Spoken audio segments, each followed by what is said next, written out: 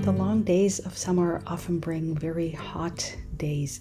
In this video, I'm so excited to share with you what we love to do to stay cool and how we make the most of the early summer fruit.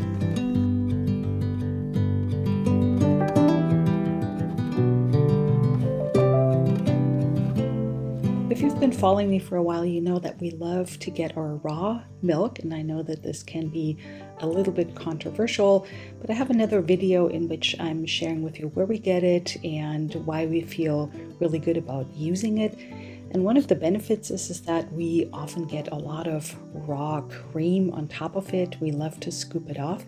And sometimes I make butter with it, but sometimes I decide, especially during the hot summer days, to make ice cream with it, and I'm going to show you right now how easy that is. I also love to use raw egg yolks because they add a lot of richness and creaminess to it, and you can see the deep orange color of the yolks. I try to get really fresh pasture raised eggs because I'm not pasteurizing them, and they absolutely make this ice cream a very deep orange yellow color, which we love. I add all of that to a blender with my raw cream. We get so much of it, and people often ask me, is this heavy cream? Is this whipping cream? And honestly, I don't know, because it is a natural product. Sometimes the cows make creamier, fattier milk, and sometimes they don't. It depends a little bit on the seasons and what they eat, and probably the time of day that they're being milked. And I find it really fascinating that cows also have the ability to keep the heaviest cream and the fattiest milk back for their calves. So we just use it the way it comes out, and it's always a little bit different, but it's always delicious. I add all of those ingredients to a blender, and you can use regular sugar, but I just love using maple syrup because it adds a bit of a butterscotch type flavor to it and more depth, and just makes it a little bit more interesting. I also make my own vanilla extract. It's so easy and so simple, and I'm going to share all of these links and videos in the description box below this video. And then I just simply blend all of the ingredients. If you're not sure about the safety of your milk, or if you'd like to rather have pasteurized products, you can always heat the milk or the ice cream base a little bit in a pot, not really boiling it, but just heating it enough to gently pasteurize it. I was also super excited to find on our neighborhood network a used ice cream maker attachment for my KitchenAid, and I still need to get a better, I'm not sure what to call this, for the hub there, this little attachment. It's not exactly, you can see it's a little bit not straight on, but it works. And what you need to do is put the ice cream maker in the freezer for I think about 2 hours. I always leave it in there overnight, and then simply add the ice cream base to it and churn it until it is frozen. It's never really super solid, but it is more of a soft serve consistency. And then I'm just adding it to a chilled, you can see that I've just pulled this out of the freezer, glass container, and fill it with the ice cream, and this makes about 1 quart. And again, the link for the recipe is in the description box below. I add all of it. I think it'll mix it a little bit more, but it's nice because then I can just have a little bowl and try it before I freeze it, and then I let it become really solid in the freezer for another couple of hours or so before it's completely ready to serve. We also still have a lot of lemons. These are Meyer lemons. They are more of a marriage between an orange and a lemon, so they're not super tart and sour. They're just a little bit more mellow, and I add those to a glass. When it's really hot outside, I'm craving fresh, tart drinks, and I'm not much of a fan of ice cold drinks, but sometimes when the days are really warm, I need that.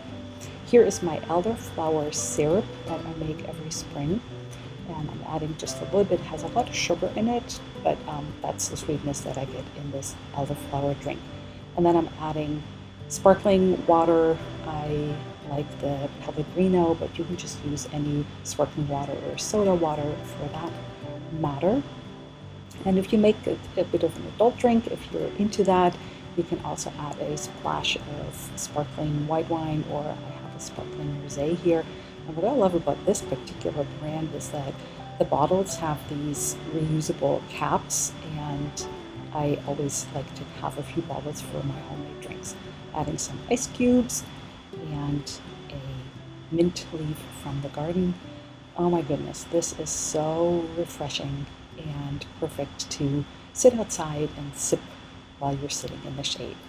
Another drink that I like to make is a hibiscus cooler. I love to use loose hibiscus leaves, and I'm going to add a link where you can find high quality hibiscus. And here is my silicone sleeve from my mason jar.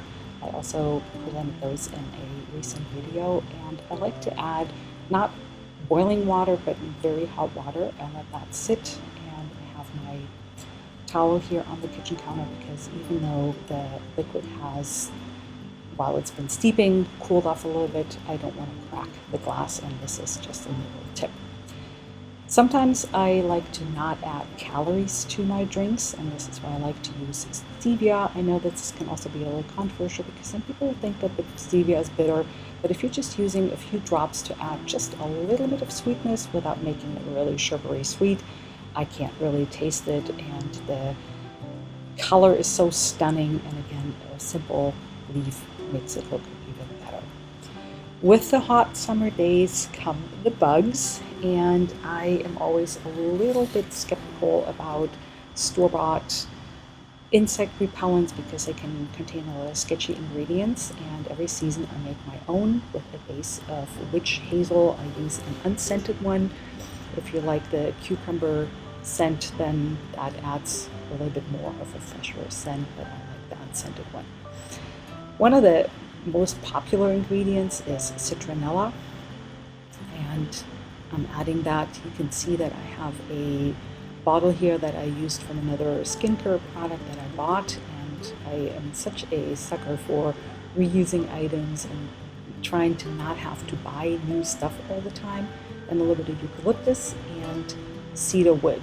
Plant Therapy is my favorite essential oil company because they make high quality oils without you having to subscribe to anything, and it has a very fresh scent, and it's not obnoxious, and it actually really works. I'm also known for not labeling my bottles and containers, so I try to make a point of adding to it what's in it so everybody knows, because I always think I can remember, and then sometimes I forget and I can't tell what's in the bottle. We also found a tree with plums coming from Europe. We're used to the oftentimes called Italian plums or prunes. They are bigger, they have a firmer flesh, and typically the pit comes out really easily. These, I think, are Italian plums or prunes, but they're smaller because there was a tree that we found in our neighborhood, but it wasn't in somebody's garden, and we picked a bunch, and they're smaller, but they have the really firm flesh, which is perfect, but the pit doesn't come out very easily. I like to use my little European German paring knives, and yes, a little bit of work to remove the pits, but it is so worth it.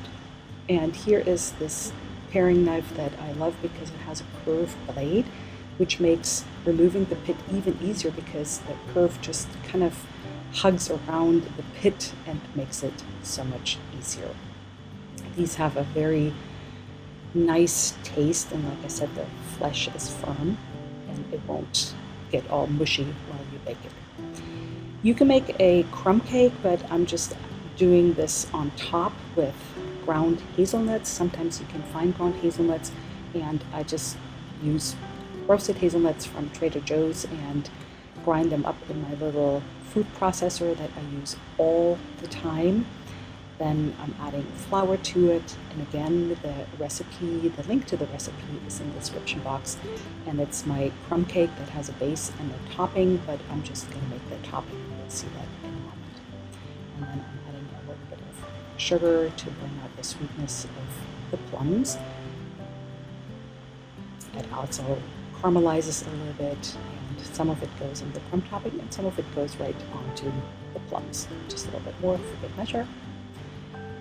Here's my homemade vanilla extract again. I don't measure, I just eyeball it.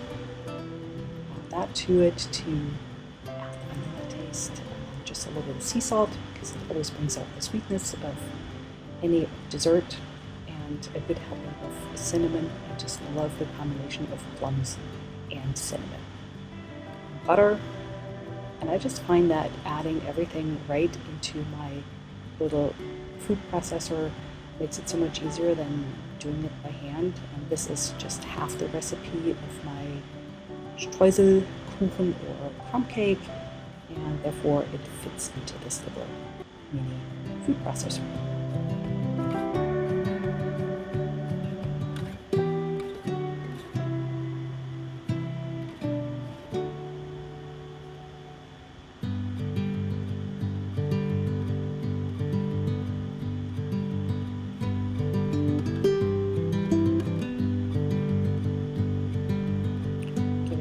Quick whirl. You'll see in just a moment how perfect the crumb topping comes out.